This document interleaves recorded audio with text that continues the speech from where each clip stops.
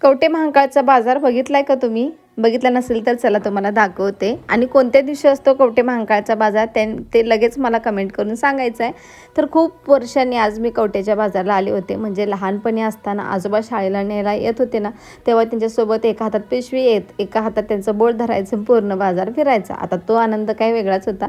10 वर्ष तरी झाली, पण आज काहीतरी कामानिमित्त मी कवठ्याला आले होते. ते काम झाल्यावरती भर दुपारी आता आईसोबत होती. म्हटली आता पुन्हा कधी यायचं, जाता जाता थोडाफार भाजीपाला भेटतो का बघूया. तसा संध्याकाळचा फुल बाजार असतो, जास्त गर्दी नव्हती, पण भर उन्हातच आम्ही थोडाफार बाजार केला. त्याच्यानंतर जाता जाता आता भर उन्हात एकच माणसं जास्त करून पितात, ते म्हणजे उन्हाळ्यात ऊसाचा रस. आणि काय होते काय माहिती, मी किती जर ठरवलं ना आता लवकर जायचं नाही बाबा कवठ्याला, तर माझं काही ना काही काम निघतं आणि मला कवठ्याला यावंच लागतं.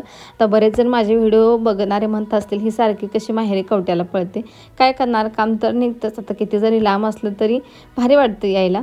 पण आता बघूया पुढच्या वेळेस कधी येणं होते. मस्त असा ऊसाचा रस पिला आणि इकडं आलं ना शिवचं टेन्शन मला काही नसतं बाबा. आता माहेर आल्यावरती कोण काही काम पण सांगत नाही. आमचं एकच काम असतं, खायचं प्यायचं आणि हिंडायचं. आता संध्याकाळचा व्ह्यू तर एवढा सुंदर सनसेट आला होता. म्हटलं चला आता फिरत जाऊया मोठ्या काकांच्या घरी. आजोबांना पण भेटायचं होतं. जाता जाता आमच्या भावड्यानं हा पूर्ण एका मिरचीचा प्लॉट आहे बघा. आणि ही लांबडी मिरची नाही आहे, मोठी इंडस मिरची आहे. आता ही 1-2 महिन्यात तोडायला येते. नंतर मग आजोबांशी भेटायला गेले. आता हेच जे आजोबा आहेत बघा आमचे, जे लहानपणी आम्ही शाळेला जातो ना त्यांच्यासोबत जायचो यायचो आणि बाजारात फिरायचो. तर सगळ्यात भावंडात ना माझा सगळ्यात लाड झाला होता, कारण की आजोबा मला रोज शाळेला सोडायला यायचे, आणायला यायचे आणि त्यांच्यासोबत एवढ्या गप्पा मारल्या शाळेतल्या जुन्या वगैरे. खरंच त्यांच्याशी बोलणं असं वाटले की गेले ते दिवस, राहिल्या त्या आठवणी. चला आजच्यासाठी एवढंच, भेटू द्या.